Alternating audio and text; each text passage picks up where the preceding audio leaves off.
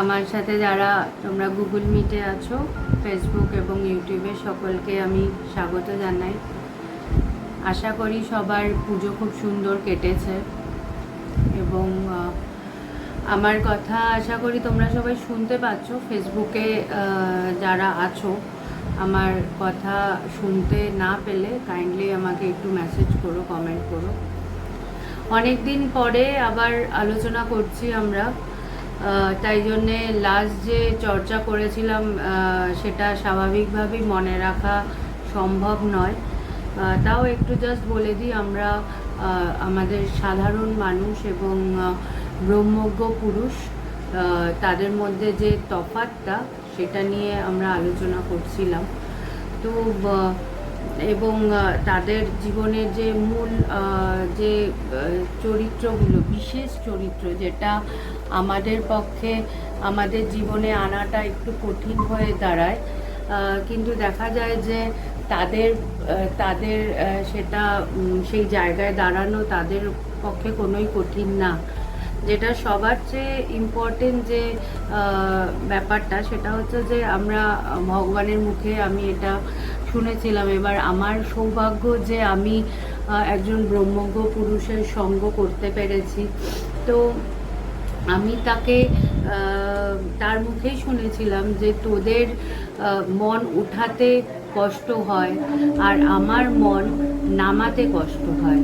তো এটা হচ্ছে সবচেয়ে বড় একটা আমাদের জীবনের বৈশিষ্ট্য, যে আমরা প্রতি মুহূর্তে চেষ্টা করি আমাদের মনটা যাতে ঊর্ধ্বে, এই জগতের যে হাজার হাজার যে চিন্তাভাবনা তার ঊর্ধ্বে যাতে ওঠে এবং আমরা যাতে এই চর্চাটা করে মনটা শান্ত থাকতে পারে।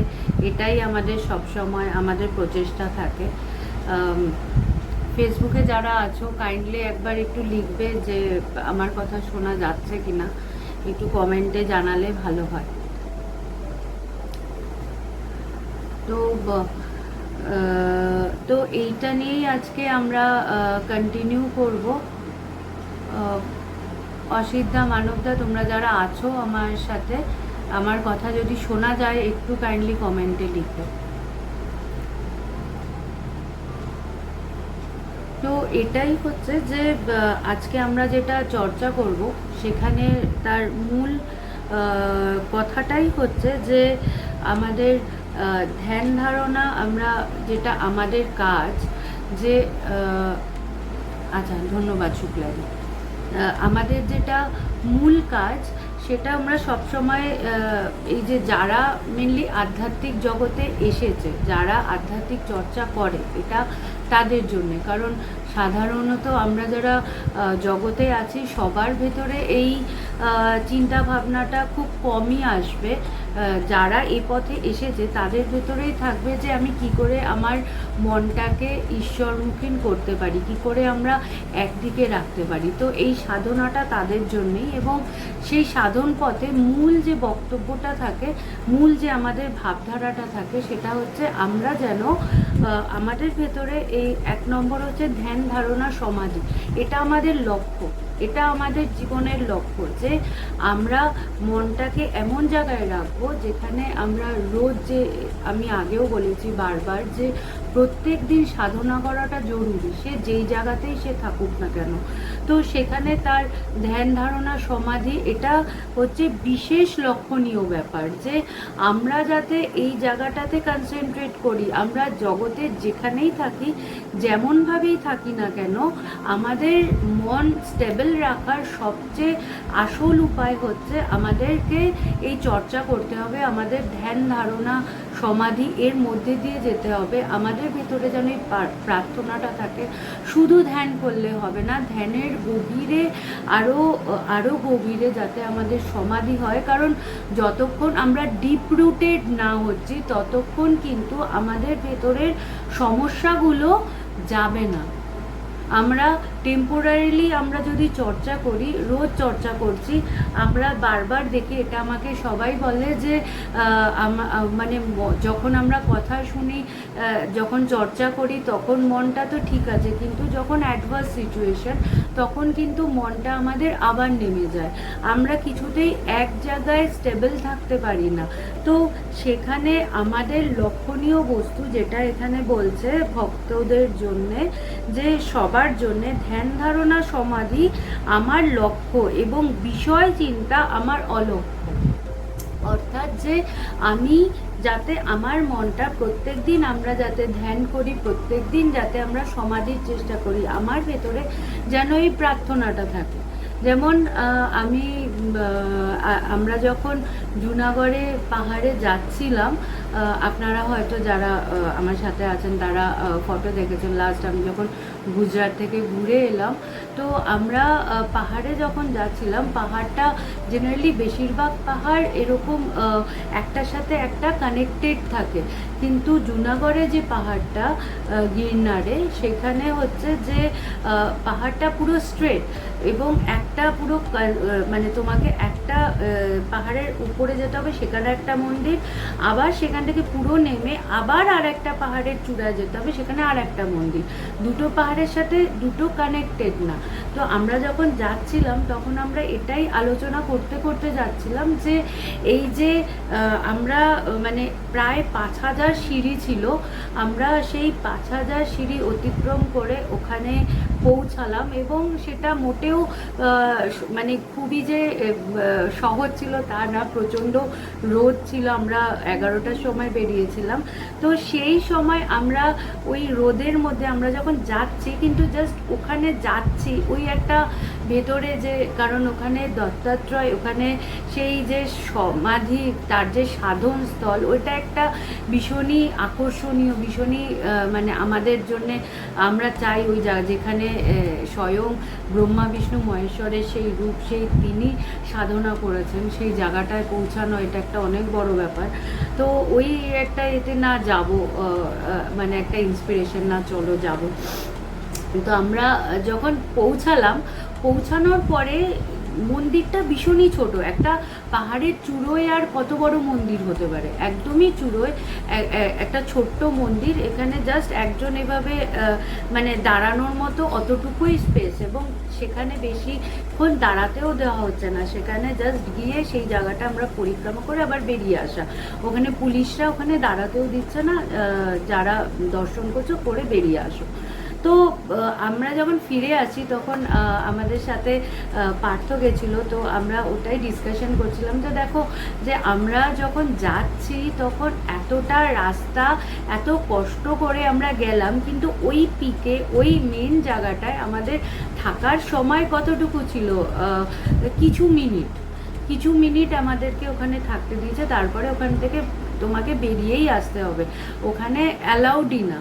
তো ঠিক একইভাবে আমাদের যে এই সাধনার প্রক্রিয়া, আমরা যে প্রত্যেক দিন ধ্যান করছি, প্রত্যেক দিন আমরা সমাধির চেষ্টা করছি, সেখানে কিন্তু রোজ এই প্রচেষ্টা, এবং প্রচেষ্টাটায় সেখানে আমাদের মনের সাথে রোজ লড়াই করতে হয়, সেখানে আমাদেরকে রোজ চেষ্টা করতে হয় যে আমাদের মনটা যাতে বসে, আমরা যাতে মনটা এক চিন্তার মধ্যে থাকে, আমরা যাতে ওই চিন্তাটাকে নিয়েই আমরা থাকতে পারি, আমাদের মধ্যে যেন অন্য কোনো বিষয় চিন্তা না আসে। আমরা ওই একটা জায়গায় থাকার জন্যে কতটা লড়াই নিজের মনের সাথে, সারা দিন ধরে লড়াই, যখন আমি ধ্যানে বসছি তখনও আমার মনের সাথে লড়াই, যে বাইরের কোনো চিন্তায় যেন আমার মন না থাকে। তো এতটা লড়াই করার পরে যখন আমার সমাধি হয়, তখন কিন্তু জাস্ট ফ্র্যাকশন অফ সেকেন্ড, মানে ওই হালকা ওইটুকু যে ওই আস্বাদনের জন্যে কিন্তু আমার এতটা লড়াই, কিন্তু ওই যে একটা আস্বাদন, ওই যে ওই টেস্টটা, ওই যে আমি অনুভূতি করছি, ওই যে আমি ফিল করছি ঈশ্বরকে, ওটা কিন্তু পার্মানেন্ট, ওটা এতটাই পার্মানেন্ট, ওটা এতটাই স্ট্রং যে ওই অনুভূতির পরে তুমি যেখানেই যাও না কেন, যেমনভাবেই থাকো না কেন, তোমার কিন্তু কোনো ডিট্যাচমেন্ট হয় না, এবং তুমি তারপরে তুমি যেখানেই যাও না কেন তোমার ভেতরে কিন্তু ওই অনুভূতি ওটা থাকে, এবং সেখান থেকে তোমার মন, তুমি মানে যতই যাই করো না কেন সেখানে কিন্তু ওই অনুভূতির থেকে মন সরে না। এবং সবচেয়ে বড় জিনিস হচ্ছে, আমরা যদি ওই জায়গায় দাঁড়াতে পারি তাহলে কিন্তু যে কোনো সিচুয়েশনে আমার কিন্তু ভয় লাগবে না।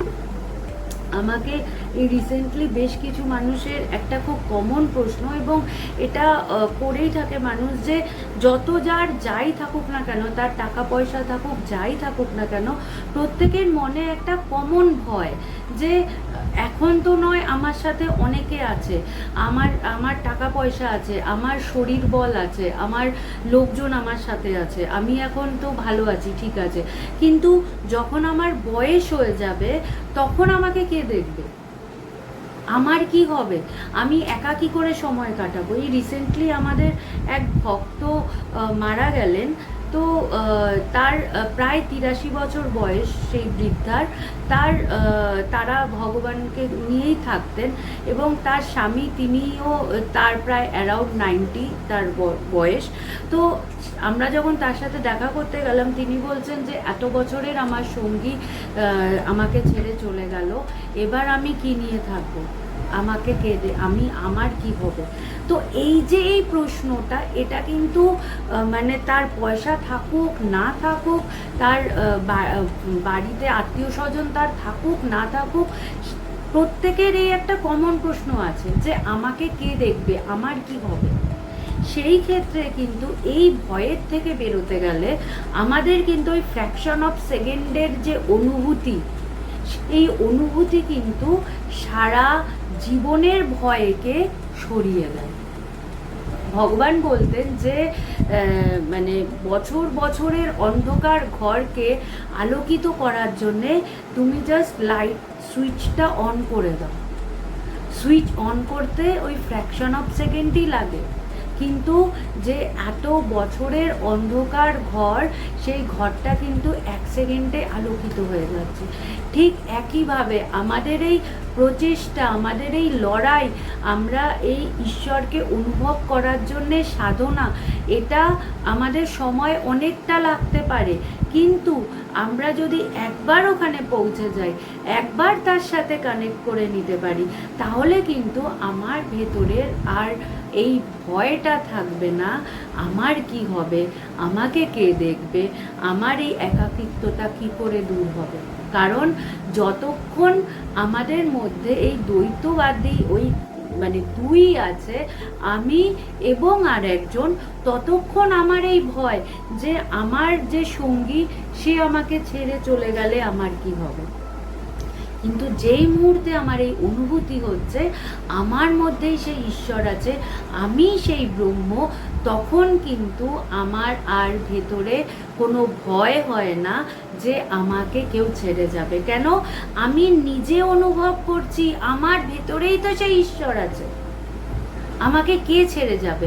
আমি কোথায় কখন একা, আমি তো কখনোই একা নই, আমি তো সব সময় আমি তার সাথেই আছি, তিনি আমার সাথে যুক্ত নয়, তিনি হয়ে আছেন আমার মধ্যেই, আমি তিনি।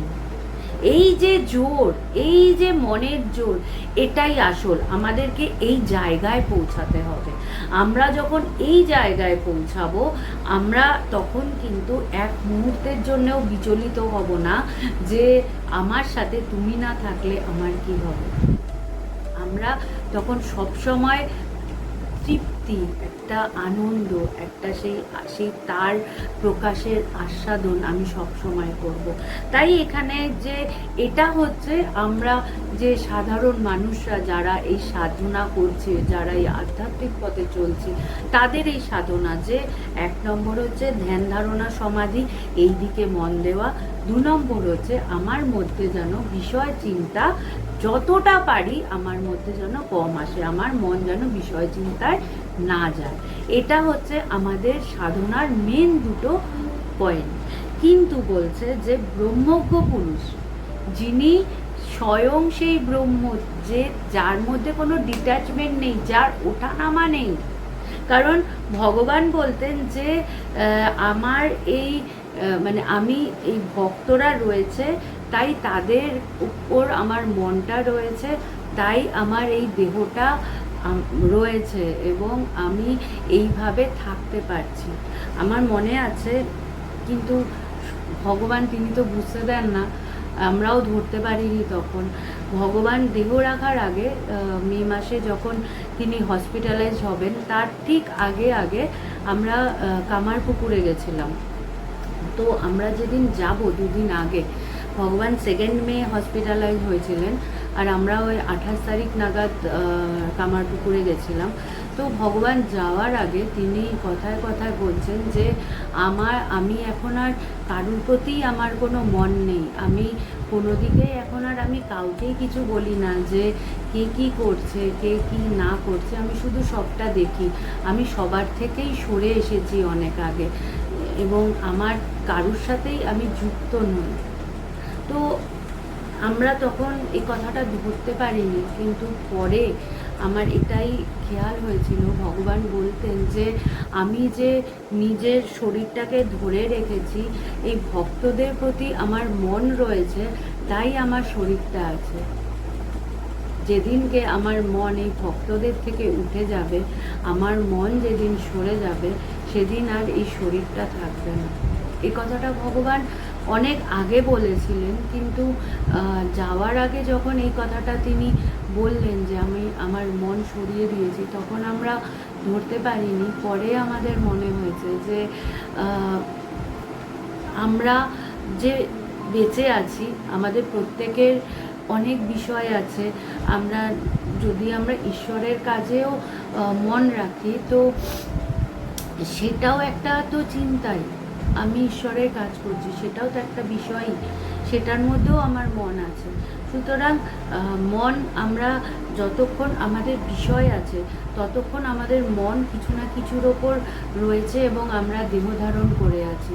যেই মুহূর্তে এই ফ্র্যাকশন অফ সেকেন্ডের যেই সমাধি বলছে যে যখন তোমার এই মন ফ্র্যাকশন অফ সেকেন্ড নয়, যখন সেটা তার সাথে বিলীন হয়ে যাবে, তার আর ফিরে আসার কোনো আর কোনো টান থাকবে না, আর কারুর ওপরে মন থাকবে না, তখনই কিন্তু এই ব্রহ্মজ্ঞ পুরুষ তারা এই সমাধিতেই বিলীন হয়ে যায় এবং তাদের মহাসমাধি হয়, তাদের মৃত্যু হয় না। এই জন্যে বলে না যে ব্রহ্মজ্ঞ পুরুষের মৃত্যু হয়েছে, বলে তারা দেহ রেখেছে, তাদের মহাসমাধি হয়েছে, তারা ব্রহ্মে লীন হয়েছে। কারণ তারা আর এই সমাধিতে যে লীন হয়, তারপরে আর মনটা যদি তাদের কোনো বিষয় থাকে তবেই ফিরে আসা, কিন্তু যদি কোনো বিষয় তাদের মন না থাকে তাহলে আর ফিরে আসার ব্যাপার নেই, তখন ওই সমাধি থেকেই তাদের মহাসমাধি হয়। সুতরাং এই আমাদের এই যে এইটাই বলছে এখানে, এই তফাৎটাই বলছে যে সাধারণ মানুষ তারা এই সাধনাটা করছে, কিন্তু যারা ব্রহ্মজ্ঞ পুরুষ বলছে তাদের কথা কি বলছে, এই উভয়বিদ চিত্তবৃত্তি বিরহিত হইয়া যে ব্রহ্মজ্ঞ পুরুষ সর্বদা শুদ্ধ আত্মারূপে অবস্থান করেন, তিনি সাক্ষাৎ শিবতুল্য। শিবের সাথে ব্রহ্মজ্ঞ পুরুষের তুলনা করা হচ্ছে কেন? কারণ শিব সেই জ্ঞান। আজকে মানে আমাদের কাছে ইটস আ এপিটোম, লাইক একটা আমাদের কাছে সিম্বলিক, আমরা যাতে বুঝতে পারি যে আজকে মহাদেবকে বলা হচ্ছে যে তিনি হিমালয়ে, তিনি সবসময় তিনি আত্মস্থ, তিনি সদা আত্মস্থ হয়ে থাকেন। তো সেই ঠান্ডার মধ্যে যেখানে আমরা এত সোয়েটার টুপি এত কিছু পরে যাই, তাও আমরা ঠান্ডা থেকে নিজেদেরকে রোধ করতে পারি না, আমাদের ঠান্ডা লাগে। আমরা যখন অমরনাথ গেছি তখন আমাদের মনে আছে যে ওখানে একদিকে বরফ, একদিকে বরফের মধ্যে বৃষ্টি পড়ছে, সেটা যে কি ঠান্ডা সেটা মানে মুখে বলা যাবে না।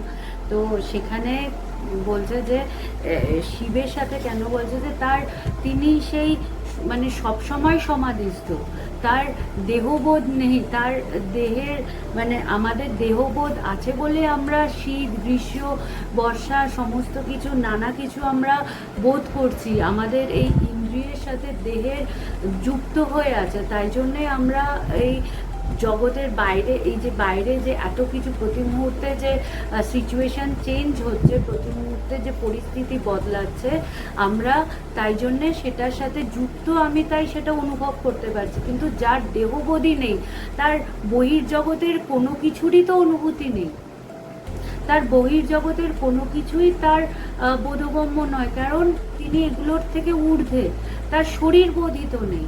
তো সেই বলছে যে ব্রহ্মজ্ঞ পুরুষ, তার এই চর্চা করার প্রয়োজন নেই।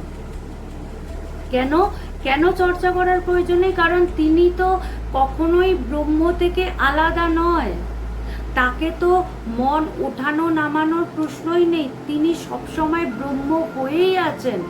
তাই বলছে ব্রহ্মজ্ঞ শ্রেষ্ঠ। কেন? তিনি কখনোই চ্যুত হচ্ছেন না, তিনি সদা সর্বদা সেই ব্রহ্ম হয়েই আছেন। এই পরের ইয়েটাতে এটা খুব সুন্দরভাবে বলেছে, পরের শ্লোকটাতে, যে তার যদি আমাদের কি হচ্ছে, আমাদের বিষয় আছে, তাই জন্যে আমাদের মন ওই ব্রহ্মে আমি বোধ করলেও, আমি কিছুক্ষণের জন্য সেই জায়গায় থাকলেও, আমি বোধ করলেও, যেহেতু আমার ভেতরে বিষয় আছে, সেই বিষয় চিন্তা আমার মন যখন আবার নামতে থাকে, আবার সেই বিষয় থাকে। হ্যাঁ, আমি হয়তো আগের মতো জগৎ ব্যবহার করতে পারি না, জগতের মধ্যে সব কিছু থাকলেও, আমার সামনে মানুষ নানা জগতের কথা বললেও, আমাদের ভেতরে যারা আমরা কানেক্টেড, তারা যে কোনো সিচুয়েশনে আমরা অন্তর্মুখীন হতে পারি। এটা হচ্ছে লাভ।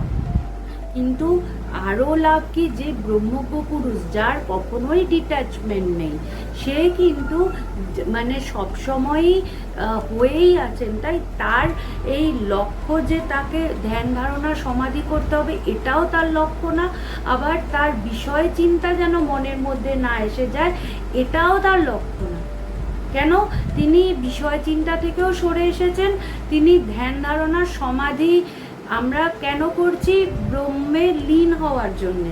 তো যিনি লীন হয়েই আছেন, তার তো আলাদা করে ধ্যান ধারণা করার প্রয়োজন নেই, তার তো আলাদা করে সমাধিস্থ হওয়ার প্রয়োজন নেই, কারণ তিনি সদা সর্বদা সহজ, বলা হয় এটাকে সহজ সমাধি, তিনি সহজ সমাধিতেই আছেন।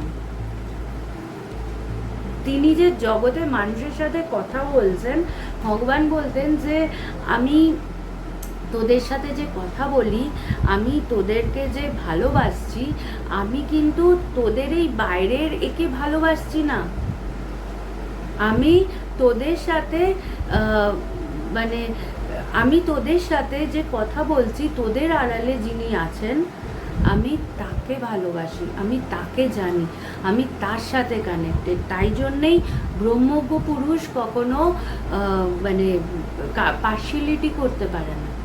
কখনো আমরা যারা হই, স্বয়ং ধরো মানে যে মা সন্তানের যে ভালোবাসা, সেখানে আমরা দেখেছি তার নিজের ছেলে, তার নিজের দুই ছেলে, কিন্তু সেখানেও কিন্তু সেই মা পক্ষপাতিত্ব করে, যে যেই ছেলে মাকে বেশি মানে প্রায়োরিটি দিচ্ছে, মাকে দেখছে, মার জন্যে করছে, তার জন্যে সব কিছু, আর যেই ছেলে করছে না, তাকে তার প্রতি তার ভালোবাসা কিন্তু সেখানে দুই রকম হয়েই যায়। সংসারে এই ভাবনাগুলো আমরা দেখেছি, আমি নিজেও দেখেছি যে মানে এক ছেলে এক মেয়ে, সেখানে যেহেতু ছেলে এবং আমাদের প্রত্যেকের, আমরা নিজেরা মেয়ে হয়ে আমরা এই এই মানে এখনো এই যুগেও আমরা এই ডিফারেন্সিয়েট করে যাই যে ছেলে ইম্পর্টেন্ট। কেন? ছেলে জেনারেশন কন্টিনিউ করবে, তাই জন্যে যখন কারোর এক ছেলে এক মেয়ে হয়, সে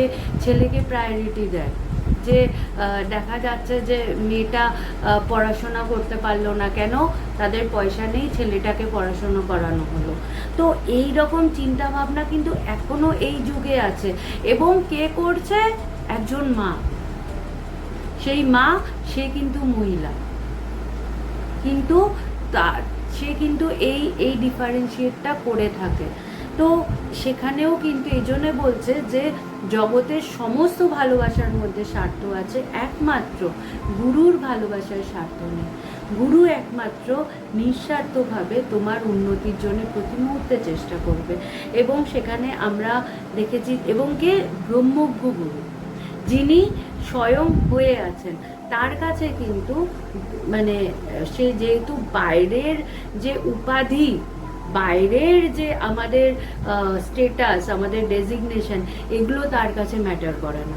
তার কাছে ম্যাটার করে যে তুমি ঈশ্বর উপলব্ধি করার জন্যে ব্যাকুল কিনা, তুমি ঈশ্বরকে চাও কিনা, এটা তার কাছে ম্যাটার করে।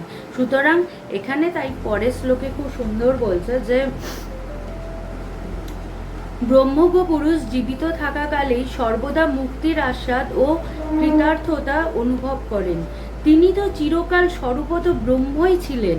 জ্ঞানের পর উপাধি নাশের ফলে তিনি অদ্বয় ব্রহ্মের সহিত অভেদ ভাব প্রাপ্ত হন।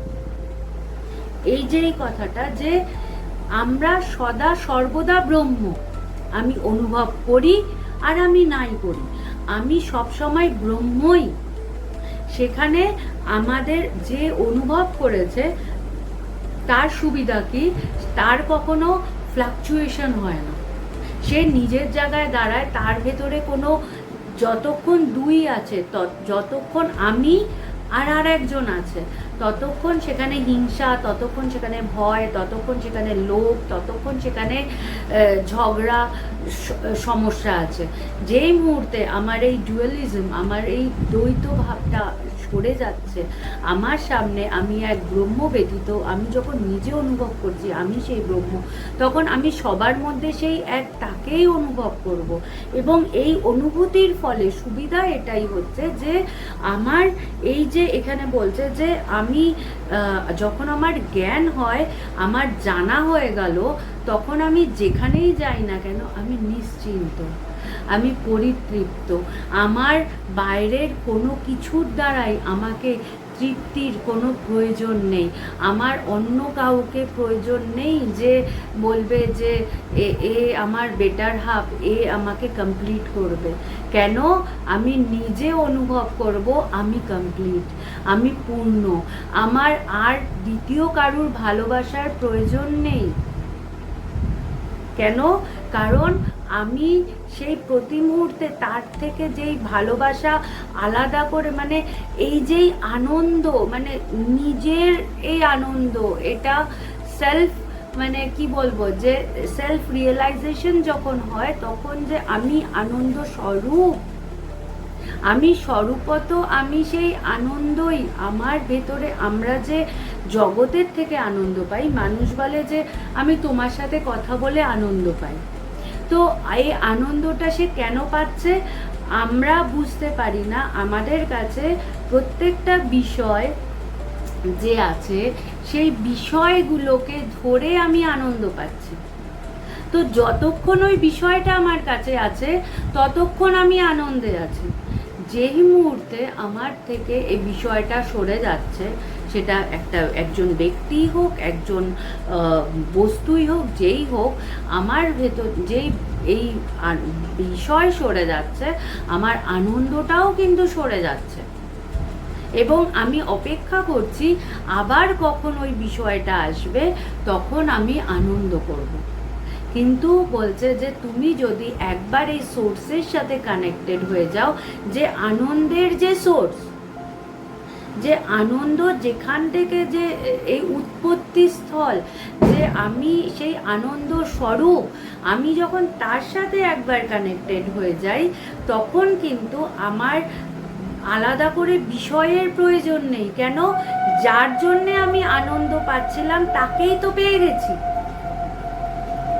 তো আমার কাছে বিষয় থাকুক আর না থাকুক, আমি সদা সর্বদা সবসময় আমি আনন্দেই থাকব। এবং আমার স্বার্থ এটাই। যদি আমরা বলে থাকি যে আমাদের স্বার্থ আছে, হ্যাঁ স্বার্থ আছে। কি স্বার্থ?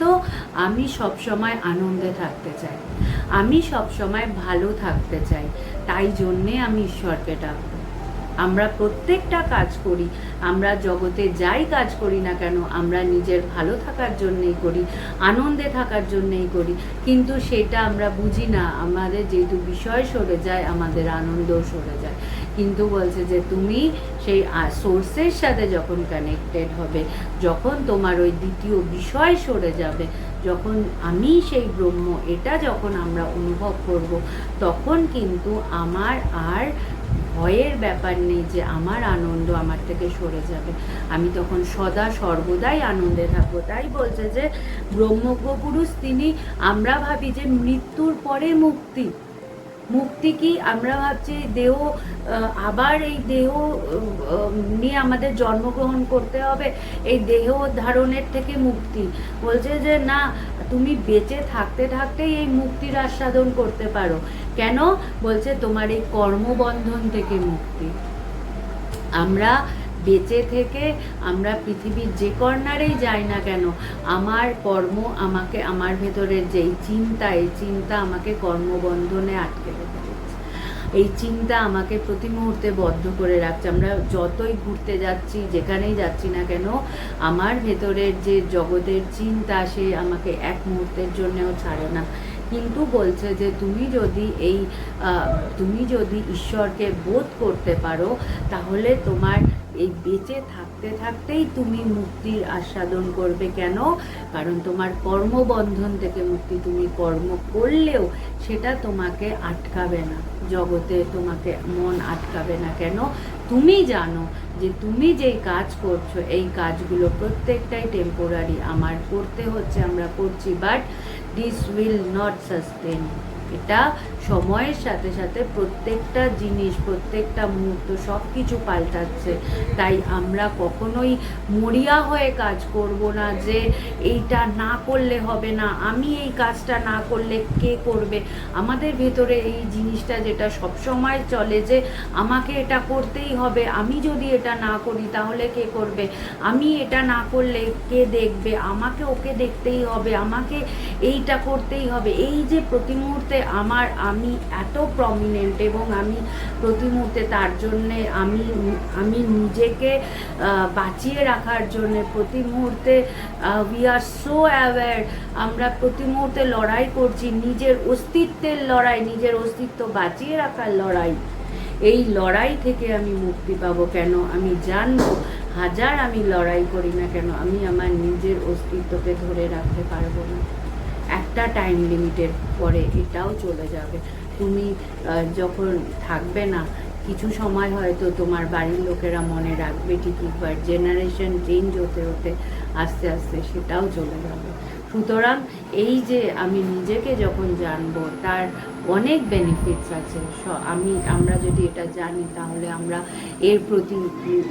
এর প্রতি আমরা লোভ করব যে আমি এখনো ঈশ্বরকে জানলাম না, আমি এখনো তাকে পেলাম না, আমি কতটা সময় নষ্ট করছি। আমি যদি তাকে পেতাম তাহলে আমি অনেক বেটার থাকতে পারতাম। অ্যাকচুয়ালি নেটের মাঝে মাঝে কানেকশন চলে যায়, তাই জন্য হয়তো তোমরা কথাটা কেটে কেটে যাচ্ছে। যাই হোক, আমরা শেষের দিকে, আমরা লাস্ট এই শ্লোকটা, এটা এটা একটা উদাহরণস্বরূপ দিয়েছে, খুব সুন্দর একটা উদাহরণ, তাই এটা বলে আমি আজকে শেষ করব।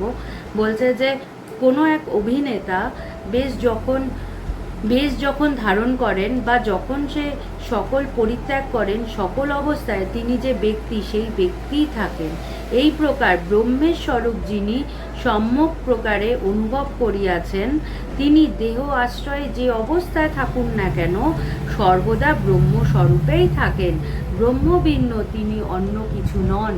কি সুন্দর কথা। বলছে যে একটা অভিনেতার সাথে তুলনা করেছে। একজন অভিনেতা, ধরো কেউ রাজার বেশ ধরেছে, সে রাজা সেজেছে, যতক্ষণ সে সেই অ্যাক্টিংটা করছে, অভিনয় করছে, সে ওই রাজার বেশ ধরে অভিনয় করছে, এবং সে তখন এতটাই ভালো অভিনয় করছে, আমাদের প্রত্যেকের তাকে দেখে এক মুহূর্তের জন্যও মনে হচ্ছে না যে সে রাজা ছাড়া অন্য কেউ। কিন্তু যে অভিনয় করছে সে কিন্তু জানে সে কে, এবং অভিনয়ের পরে সে কিন্তু তার রাজবেশ ছেড়ে আবার তার যে নর্মাল যে তার পরিচয়, সেই পরিচয়েই সে ফিরে যাচ্ছে। সুতরাং এই যে যখন সে অভিনয় করছে তখন যে সেই বেশ ধারণ করছে, সেটা তার কাছে সে যে যদি সে অ্যাওয়্যার না থাকে তাহলে কিন্তু অভিনয়ের পরে তার সেই রাজবেশ ছাড়তে অসুবিধা হবে, তার ভালো লাগবে না। কেন? কারণ তার মনে হবে, ইস এত সোনা, এত গয়না, এত সুন্দর ড্রেস আমি ছেড়ে দেবো, আমাকে এত ভালো লাগছিল আমি ছেড়ে দেবো। আমরা ওই সময়টুকুর জন্যে যে আমরা সেই বেশ ধারণ করি তার প্রতি আমরা আসক্তি হয়ে যাবে, এবং আমার কিছুতেই মন চাইবে না যে আমি ওই বেশটা ছেড়ে দেই। যদি কোনো গরিব মানুষ এটা করে, তার মনে হবে না আমি এত এত কিছু আমি ধারণ করেছি, এটা আমাকে ছাড়তে হবে, তার কিন্তু কষ্ট হবে। কিন্তু যে সত্যি প্রকৃত অভিনয় করে এবং সে জানে এটা অভিনয়, সে কিন্তু জানে এই টাইম লিমিটের পরে আমাকে এই ড্রেসটা ছেড়ে দিতে হবে।